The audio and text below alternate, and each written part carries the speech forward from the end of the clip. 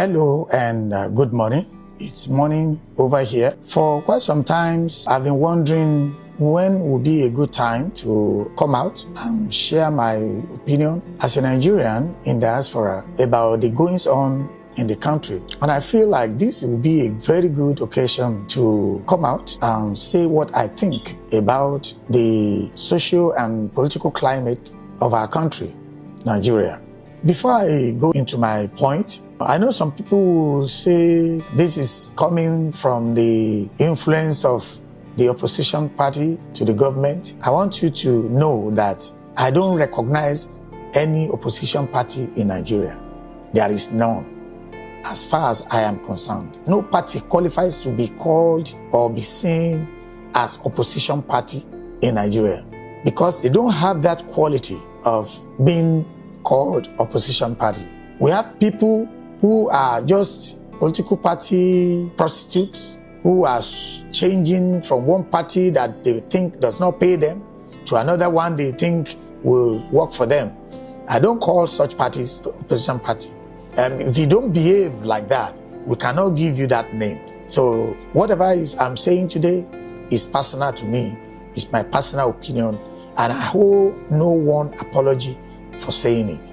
Again, I also want to state here that whatever I'm saying here is not anti-government.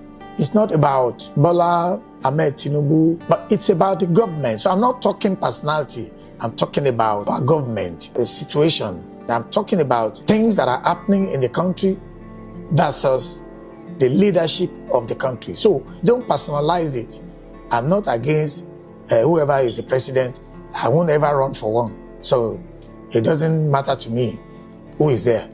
Now, the question that I woke up to ask myself on June 12, which represents a day of political liberty in Nigeria, is do we really have or truly have government in Nigeria? That question is somehow. But when I look at the way things are, the way things have been, and the direction that we are going, I do not see us have anything called government in Nigeria. In the first place, we are in a situation whereby the so-called government that we have at every level has lost control of the security system of the country. In fact, the criminals, terrorists, which our so-called government have refined their name and called them bandits. We know the meaning of bandit. We do know. It's an English word. So you go to the dictionary and check it. And now compare what these people are doing to attribute it to banditry. It's not the same. They are terrorists. They are criminals. You understand? Now, in a situation where the so-called government has lost control to them, whereby those people now dictate what they want in order for the system to run, then we have lost control. We have no government. I'm just analyzing it. We do not have a system of government. Because when they strike, the so-called government that we have, who should protect us? The primary function, responsibility of any government is to secure, to protect, to ensure the security and safety of lives and properties. So in a situation whereby the terrorists now dictate to the government how much they want, the condition, the terms for the government to be able to run the system, then we have lost control. Because each time they strike, the so-called government shivers. They become restless. They become jittery. They become panicky. So is that government? So it is very, very apparent. It's very, very clear that we currently don't have anything close to a government in Nigeria. That is number one. If we do have government, how can one person, just one person in his neighborhood, gather children together? Children, not in their hundreds. Gather them together and is lecturing them, teaching them how to shoot, teaching them how to recognize enemy, teaching them violence in this century where technology has taken over the entire world. So what? Somebody wakes up in the morning and then he lined the children out and said we should teach them how to shoot. Should a government not call that person for questioning if you had one? Should the government fold their hands and watch one person call children out of school and then lie them on a field, teaching them how to shoot without having a registered training academy for, I don't know what they call it, recognized, registered? So you will now see that we don't have government. When the blank minds of children in their 10s and 15s is being loaded with violence, how to shoot, how to recognize enemy, should the government not call that person and ask him, who are the enemies? Who should these children target as enemies? Who should they shoot if we had government? So you will see that we don't have government. I know what I'm talking about. When somebody came out openly on a global network and said there will be problem, we are sitting on a gunpowder. If anyone says this and this and this and this, we should kill him. And the state government, the security body, they don't feel that as a threat to peace and safety of that state. They cannot call that person and say, okay, if you want to kill that person, how do you want to kill the person? Shoot him? How do you want to do it? And these are people who call themselves leaders. So we don't have government. We don't. Now, unfortunately, when things happen, we sound so remorse, and then we begin to look for things that are not lost. We have people in our midst who compromise security, who compromise our peace, compromise our lives. And we are watching them, we are looking at them. They are too big for government. Do we have government? They are too big for government to interrogate, to intercept. Do we have government? We don't have government.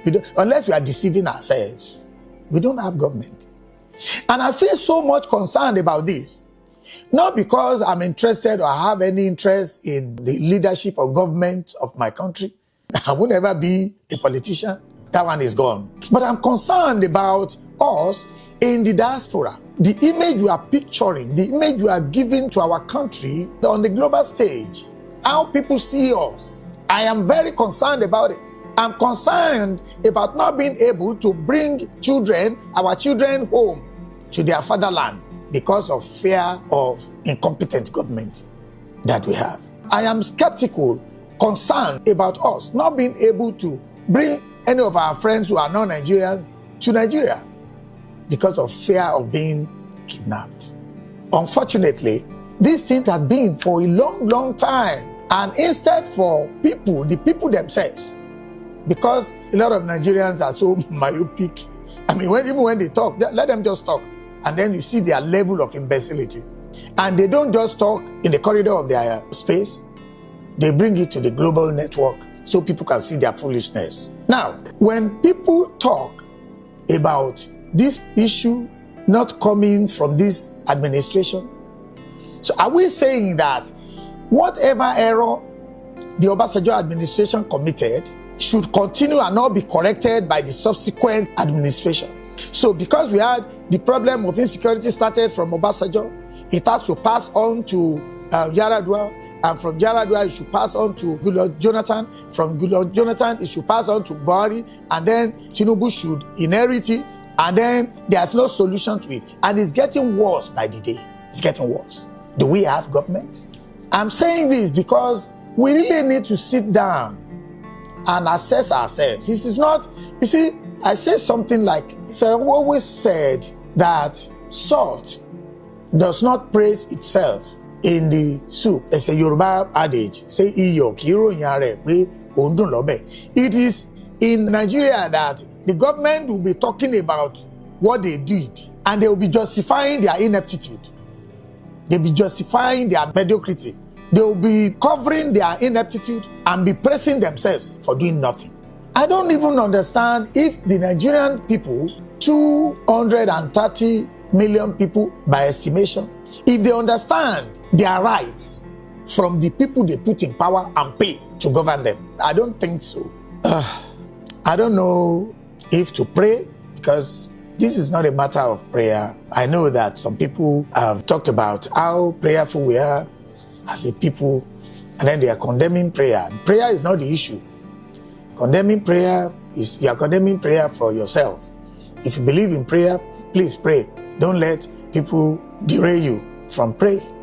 Because human beings is a three-dimensional being. So the soul, the spirit, and the body. So you can't leave prayer aside. So, but people tend to play politics with everything. And now they say people are praying. So, and I've said it, you'll have to pray. If you want to go to Lagos from Ibadan and you don't want to be kidnapped, you need to pray. In some other countries, they don't pray like that. That's why other countries that you are comparing Nigeria to, they don't have to pray. They don't have to pray when they are sending their children to school for kidnappers not to break into their school and kidnap them. They have to pray.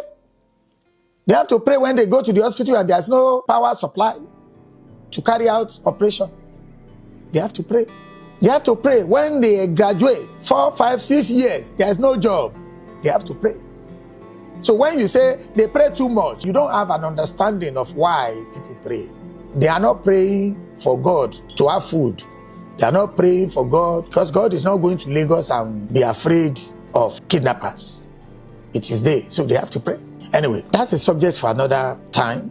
But for now, I would just want to appeal to our government to rise up to their responsibilities. Stop blaming all Dicks and Harry for your lapses, for your ineptitude, for your incompetence. It is time you face it. A country that has law should be sensitive to cautions that people are bringing out. I remember 4 years ago, 5 years ago, 3 years ago, people will come on social media and say, hey, we noticed this. Some people, they are being dropped at so forest. And government will come out and debunk it. Government will come out and say no. Well, I'm not surprised. There was a coup in Nigeria and people noticed that there was a coup. And our government came out and said there was no coup. And they are trying people already. They are questioning people. That's the kind of government that we have. That's why I asked the question, do we truly, really, truly have government in Nigeria? Ask yourself, with what is happening in Nigeria today, do we have government? I want to leave that question to you. I'm not instigating any violence or any response. I have just stated my own mind.